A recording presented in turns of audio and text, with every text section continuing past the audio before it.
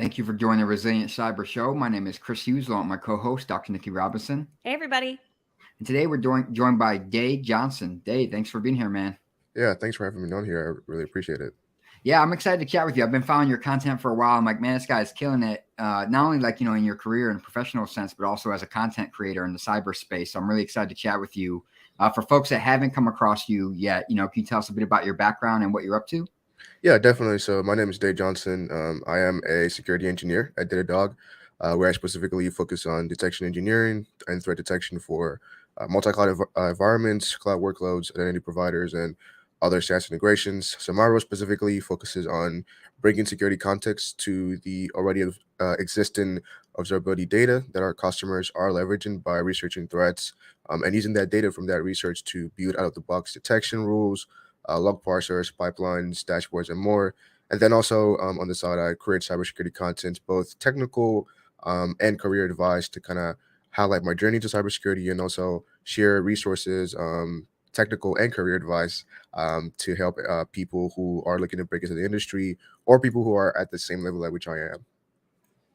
Yeah, it's awesome. I think that we all sort of have that in common when it comes to like content creation, like being able to sort of like help people, right? If they're getting into cybersecurity or thinking about it.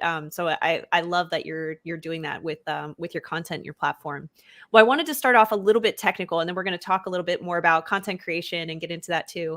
But with your experience in security engineering with cloud, can you talk about some of the like top 3 biggest things that we're really concerned about with cloud and even with multi-cloud environments too?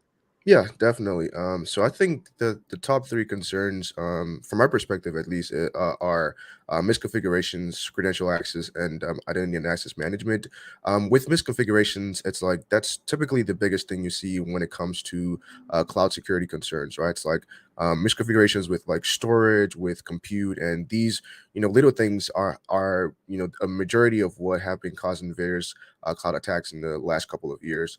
And also in regards to credential access, like according to a recent report that I read by, I believe, Elastic Global Threat, about 33% of attacks leverage credential access. So that's from like access keys, long-lived credentials, and these credentials typically are floating around on the internet, and attackers are able to get this and gain initial access into cloud environments, and then further perform various exploitation tactics. So that's a really major concern when it comes to cloud security. And then finally, it's the third one is identity and access management, and that is like a major concern because it's like pretty complicated, right? Managing different identities for different services, for different resources, for different people within the organization, and even in a multi-cloud setting, like could get really, really complex. And like sometimes even the way the cloud provider does identity and access management is not the most straightforward way, so it's kind of easy to mess it up, which often leads to various attacks in regards to cloud security. I think that's such a great point when it comes to IAM, because when you start thinking about even just one cloud environment, right? And you've got all of these policies, you've got your users, and then you start thinking about your applications and development.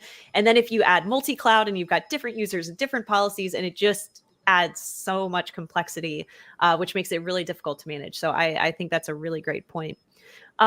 I wanted to touch a little bit on content creation, but some of the resources, I know that you've got a lot on, sort of education and resources and things around cloud security. So my question is it's sort of twofold. One, what do you think some of the best resources are for people to sort of get started understanding like all of these things that are going on in cloud? But also, do you feel like we've got too much? There's so much saturation in like the resource sort of market. So where do you think people can kind of focus?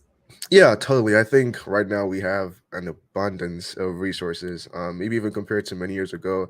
And with the abundance of resources we have, I think it could also lead to analysis by paralysis, where it's like there's so many things you have access to, and it kind of makes it difficult to pick one and just like stick with it because like you just have so many options, right? Which are sometimes free, some are really affordable. Like you don't even have to spend like a huge amount of money on these resources to actually learn these things. So I think what I typically recommend is like picking like a specific cloud provider, especially when you're getting started, and then pick resources, practical resources to start learning about security from those cloud providers. So for example, AWS, Skull Piper has like these 2 cloud challenges the flaws that cloud challenges, which are a set of different challenges that kind of help you understand different cloud misconfigurations. So like that's a free challenge that you can go work on, learn about how different AWS misconfigurations work. And even the cloud providers have various documentation and even like cloud games that kind of help you understand like how security works in the context of the cloud for free, right? Of course, you might have to pay for hosting like infrastructure in your test environment, but that's typically cheap, right? So just following these practical training, especially the ones from the cloud providers, is very, very helpful because it comes from the actual people who are building these services, who are actually responding to incidents in the wild. And then you can use those things they're providing to you as resources, as educational materials to actually learn about misconfigurations or ways that attacks happen in the environment, or even how to respond to these attacks in the environment. So I think just there's an abundance of it, but I think just being able to stick to one and then go through it before going to the next one is kind of what helps me, and I think what I recommend to people who are looking to get some education with cloud security or cybersecurity in general. Yeah, your advice actually lines up really closely with what I have experienced myself, as well as what I advise to others. Like when I started learning cloud, 6 years ago or whatever it was, I went real deep on AWS. Like, took a bunch of certifications, learned, their whole framework and maturity models, and like, all these kind of things about AWS and the services before I kind of brought in myself to Azure and other cloud providers. And the fine thing is, I make the same recommendations to organizations looking to use cloud. Start with one, right? Because we all know that customer misconfigurations are a big problem. Start with one, get competent, get proficient, and then explore multi-cloud. So it's fine that you said that, because I think it applies both individually and organizationally. So I wanted to ask you too, you've talked about your role as a detection engineer. So what is detection engineering for folks that don't know, and then how does that play a role in cloud security?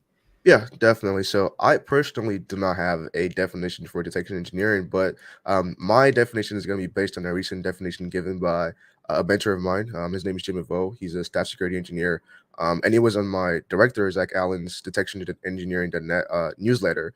And he defines detection engineering as aligning threat detection based on engineering principles that are aligned with the rest of your organization. And what that basically means is from the process of ideating the detection to the deployment of the detection, we're utilizing engineering principles, we're utilizing software development principles to guide us with the aim of identifying threats and surfacing signals that indicate the presence of these threats within our environments. Now, in regards to how it actually plays a role in cloud security, I think detection engineering is important for surfacing threats against cloud environments. And this process can be driven by various sources. So from your internal security teams to your product teams to your cloud administration teams to your operation teams or even external threat intelligence. But the goal is essentially to use these different data sources to prioritize and build detection coverage that are ultimately based on the level of risk that is acceptable by the business. Yeah, I like that definition. You mentioned a newsletter there. I'm pretty sure I follow it. And actually, it reminded me, because I wanted to give a shout out. You talked about Scott Piper. I've Yeah, been following him for a long time. I've been following his content. He also has like the Cloud Security Roadmap, I think it's called, where he dives yeah, into different aspects of cloud security and the common oversights and missteps. And then also a little shout out to his event that he's kind of organized called Forward CloudSec. They put out some great speakers every year. I think there's a CFP open at the moment, if I'm not mistaken, but that event is solid, and you learn a ton from a lot of great folks in the industry. yeah. I made a submission for that, so hopefully, I hope to be talking there later this year. Awesome, man. Yeah, I hope to see you there and hear from you. So I know that you talked about threats, and I feel like there's been kind of a resurgence of a concept known as threat modeling. It's not necessarily a new concept, but I feel like with AppSec and DevSecOps and so on, we've seen kind of a resurgence of emphasizing threat modeling. So you talked about identifying threats and things like that. What's your perspective on threat modeling when it comes to detection engineering and cloud security? Yeah, so I think threat modeling plays a really huge role in detection engineering and for cloud security, like extremely valuable. It's also a topic that I actually eventually intend to do a talk on. But when I'm working with a new cloud service that I'm not familiar with, but I need to be a detection for, what I do is a lot of ideation, and I try to understand like what exactly does this service do? What API calls does it make? What do developers use it for? And such. And with all of this in mind, I think of how a threat actor will want to use this service the same way but for nefarious reasons. So this could be based on, actual attacks that are already being propagated in the wild, or even trying to completely understand services that have not been fully explored at all. So that threat modeling process helps me understand the service as a whole, and also how it's normally used, as well as how an attacker would potentially use this service, and then use that as a feedback loop for my detection creation process. It's really like it really reminds me of purple teaming, right? This idea that you're taking sort of this knowledge and the findings from the red team and integrating them into how you as a blue teamer, detect, respond, and ultimately sort of leverage that information to build a better blue team. And I love that concept because that's sort of the whole idea, right? If you don't know what the attackers are doing, how can you protect against them? So Yeah. I like that. I also want to take. I wanted to come back a little bit to there. I've seen so much recently on debates between, do you do on-prem, do you do cloud? People that were maybe considering the cloud that are like, you know what, I'm not going to do that. I'm going to go on-prem. Where do you feel like, I don't know if you've seen some of the same things, but like, where do you feel like people are sort of on the cloud and thinking about cloud security? And do you feel like maybe some of those misconfigurations, common, things that we see in the cloud are sort of changing people's mind for moving to the cloud? I don't think so at all. I'm not really one to make predictions, but I don't think there's going to be a decline in cloud adoption in the future, regardless of, like, security reasons. I think it'll only get more and more. I think adoption is actually going to get more and more. Businesses that really want to thrive in this current technological landscape require the level of agility and resilience that a cloud has to offer. And even with, like, things like recent, like, AI integrations with OpenAI into, like, different cloud services, I think it even, with the risk that that poses, there's even a higher value proposition for the cloud. So I ultimately think, like, cloud is not going anywhere. If anything, we're actually going to see more cloud adoption over the next couple of years. Yeah, I actually personally agree with you. I want to jump in real quick because I agree with you. I think that organizations, despite some kind of fear, uncertainty, and doubt about cloud and cloud security, they've realized that, like, their core competency isn't managing underlying compute, networking, and infrastructure. They want to focus on delivering value to their customers. So I think we are going to see cloud adoption continue to grow and grow. And that's why when I speak to cybersecurity professionals, I definitely try to strongly advocate, like, hey, you need to learn cloud because it's going to be very pertinent. Yeah, no, absolutely. Yeah, and I think to that point too, when we're talking about how many businesses, organizations are moving to development environments, I think for having a big development environment, you don't want to also manage your platform or an on-premise data center. You want to be able to focus on agile development, quick turnaround time, and it's a lot more difficult to do that with really complex on-prem systems. But I thought it was interesting that I've seen sort of a shift in media talking about, like, oh, we're going to go to on-prem now.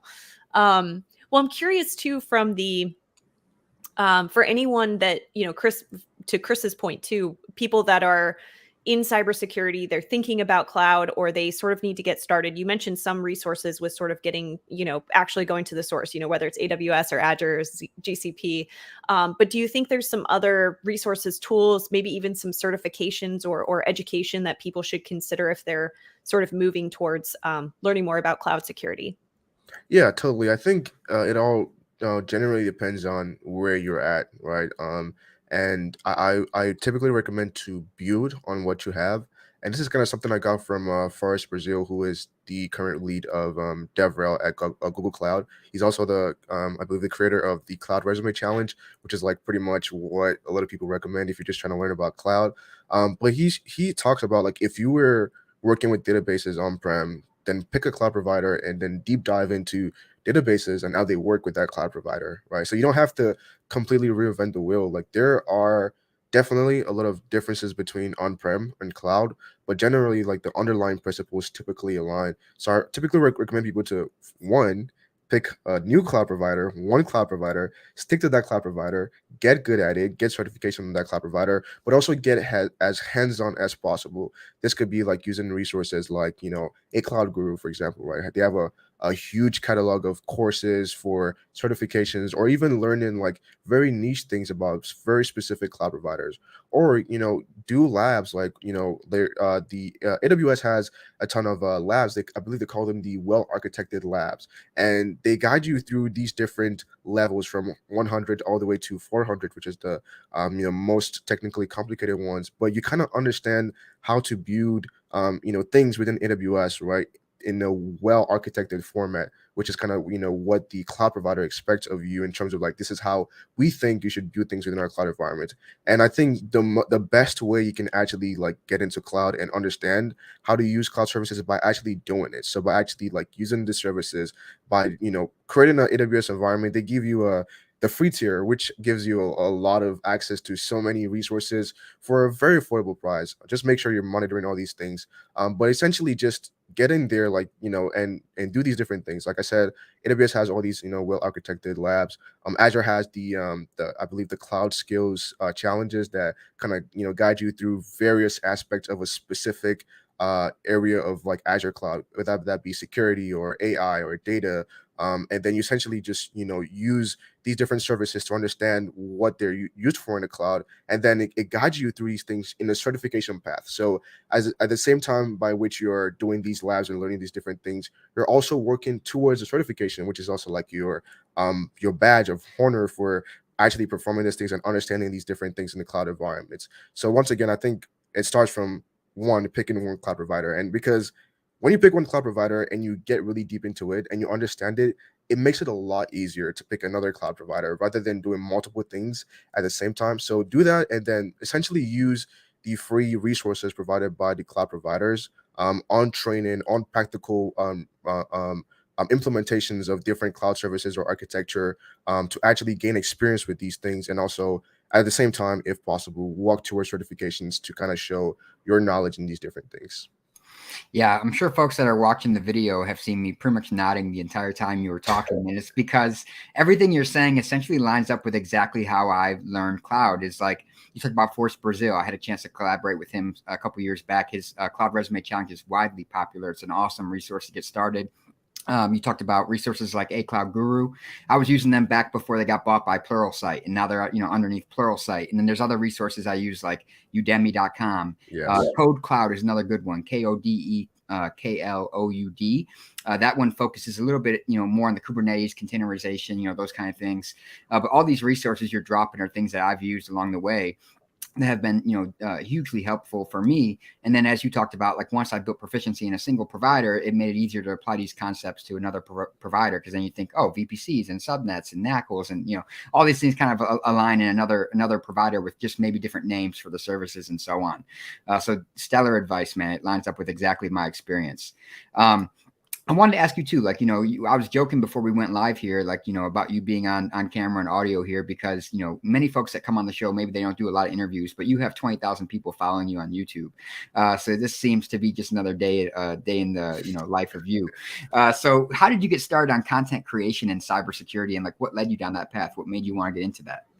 Yeah, so it started like when I was in like a freshman in college. I was about 18 at the time, and I wanted to kind of start documenting my journey in cybersecurity. So I was just like this fresh noob who didn't know anything about cybersecurity. I didn't know what I was getting my hands into. I still don't know what I'm getting my hands into. And I just wanted to have a place where I could document my journey as I, grow into a cybersecurity professional. So it started with me just kind of like, sharing what I was learning, right? I wasn't on there to like give advice, because I like I said, I didn't know what I was doing. I was just sharing like what I was learning, certifications I was doing, resources that were helping me. Then that turned into like, more technical stuff. So I started with like building like my home lab, right? Learning about different things like Splunk, PFSense, all these, different things that I was using to build my home lab. And that kind of just slowly evolved into what it is now, from like a combination of my journey to like career advice to technical content to like certification advice, and everything that has helped me over my journey over the last 3 years. So it's basically like an online diary of my evolution as a cybersecurity professional, and essentially everything that's helped me over the years. And also like, as a result, a little way of me just kind of giving back to people who are, coming behind me and kind of need understanding of how this industry works, because it definitely is a bit of a difficult industry to navigate if you don't have the right resources and the understanding of how things work. So that's really like pretty much how it all worked out, and I just kind of keep the same thing. It's like everything is centered around documenting my journey, sharing career advice, and sharing technical content based on things that I actually understand. Yeah, that's awesome perspective of why you got into it and kind of the experience and what you've gotten from it. I was laughing a little bit when you used the term home lab, because we talked about cloud. I remember back in the day, you had to like physically get hardware and set it up at Yes. home, and now it's like you just do your lab. It's all online. It's all in the cloud basically.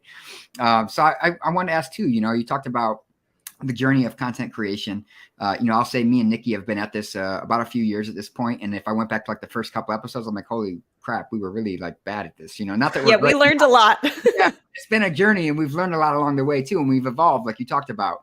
And I wanted to get your perspective on something. We're seeing a lot of turmoil, obviously, in the tech industry, a lot of layoffs, a lot of things happening to folks, within their careers. How important do you think it is to get out there and build that personal brand, get content out there, and kind of put yourself out in the community when it comes to your career?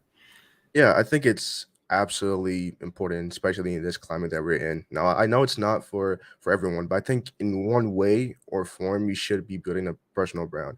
It doesn't have to be through like YouTube. It could be a blog, it could be even your GitHub repository, right?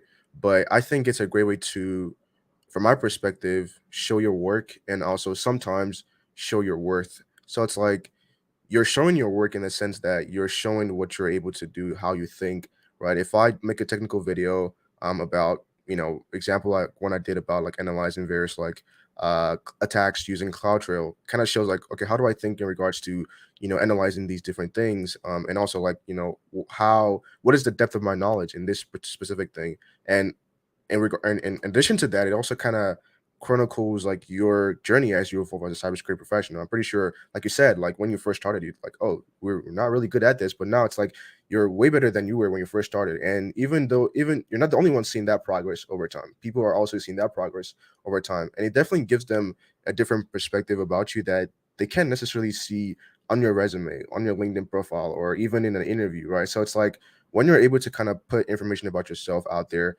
especially in regards to like technical stuff, right? In my experience, it has made it a lot easier to sometimes relate in interviews, or even has led to various opportunities for me, because someone's like, oh, I actually like the work you're doing on here. I'll definitely like to have a conversation with you about this and about that, right? So I think, like I said, more than ever, like definitely have some sort of way by which you're putting yourself out there. Doesn't necessarily have to be video. It could be a blog, it could be GitHub, it could be whatever the case is, but having a way by which people can actually see your work beyond just what you're doing, right, 9 to 5, is definitely really important for everyone, whether you're in tech or outside of tech or cybersecurity. Yeah, I wanted to just make a quick comment on that, because I've had opportunities come up based on the speaking engagements I've done that are on YouTube now.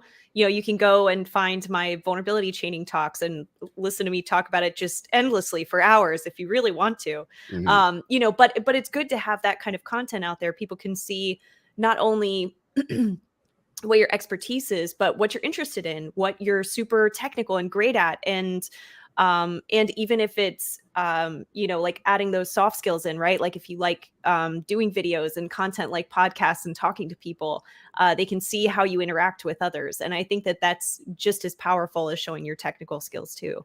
Absolutely. Um, so that's going to take me to our last question. And I'm really interested in this from especially your detection engineering sort of background and experience, especially as, like, I'm calling it purple teaming, but this feedback loop that you get from threat modeling.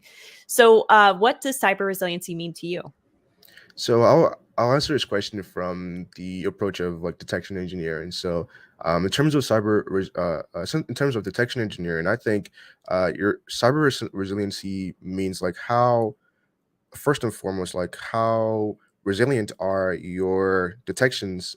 How resiliently do your detections withstands attacks being propagated against your environment. That means like what level of coverage do you have for your environments, right? And also like what level of detections do you have for different stages of an attack, for example, right? So if you're able to detect, if you're not able to detect initial access, are you able to detect privilege escalation? Are you able to detect post exploitation activities, right? So at these different levels of an attack, or at different stages or layers of your environment, how strong, or how much confidence you actually have in your detection systems, and beyond just like the actual detections themselves, how resilient are the systems, the underlying systems that power these detections, right? So if, for example, like Splunk was to go out, what backup do you have in terms of like other mechanisms by which you can actually detect Splunk going out, or even detect an attack if it's currently happening, right? So I think in terms of detection engineering, cyber resiliency, from my perspective, is like how much are you able to withstand, respond, and recover to attacks against your environment, given whatever circumstances you might be in at that current moment. Perfect answer. Yeah, so before I take us out though, where can people find you? What can you talk about your YouTube? Can you talk about your LinkedIn, what you're working on right now? Yes, completely. So you can find me on Instagram, Twitter, and YouTube at Day Cyberwalks. And on LinkedIn, you can find me at Day Johnson. But my main, space for content is YouTube, where I create all these video content. So definitely find me on there at Day Cyberwalks. Awesome. Thank you so much. Well, thank you so much for coming on today, getting a chance to talk with you about detection engineering, cloud security, resources, content creation.